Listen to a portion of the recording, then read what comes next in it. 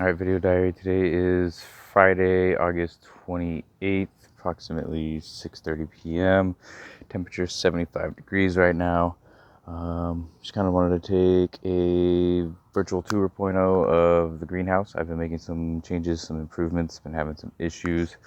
Hopefully they're almost all resolved, but let's take a look. Alright, so this is the greenhouse, solar panels out front. We got some gutters up top, connecting down to a little 50-gallon rain harvester. These panels are 320 watt panels, 3 of them, so bringing in just a little bit under 1,000 watts. Battery bank right there.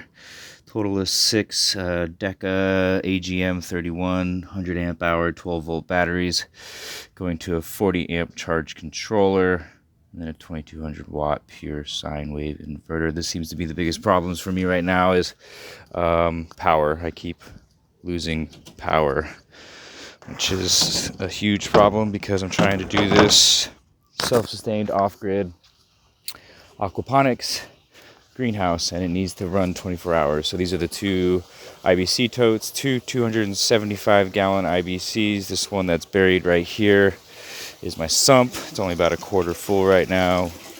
Right there is my submersible water pump. It's a 2,600 gallon per hour water pump. Again, and then this feeds into the greenhouse. Pump goes into a split flow right here. That splits out and connects up into the fish tank there, which I will show you. Walk around.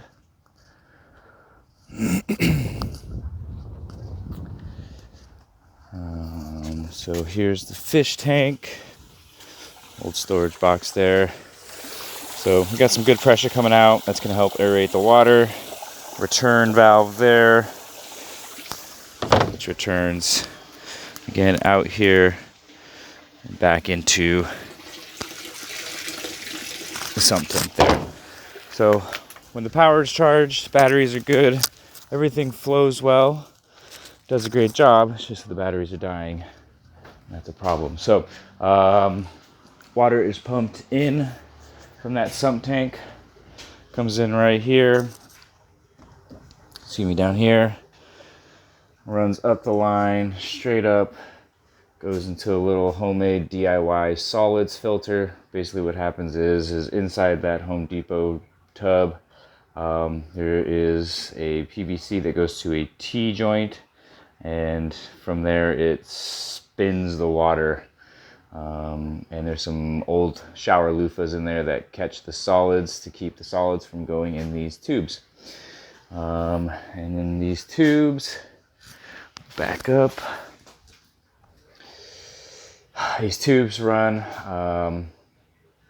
gravity fed here, so tubes are level, but then they slightly slant down, drops to this bottom rack here, and again slightly slants down all the way. So no additional pumping. Once the water comes in, fills these tubes, it cycles all the way back down and returns to the sump tank.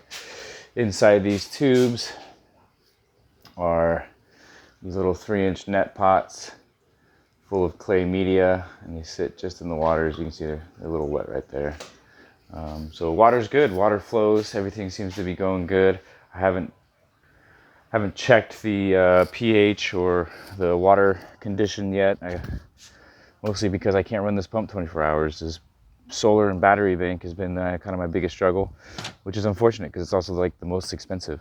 Solar's not cheap, and I'm not an expert, and I've made quite a few mistakes along the way, but hoping to get all this resolved so I can grow some fish, grow some veggies, all natural.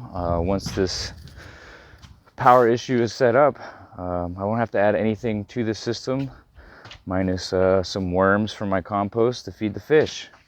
So worms will feed the fish. Fish water will fertilize the plants. Plants will clean up the dirty fish water and send it back. And so the cycle goes, closed loop, fully sustainable, fully off-grid, organic food, veggies, all that great stuff. So that's what I've been working on in the Rona, and hope to fix the power, have some fish next week, but we'll see.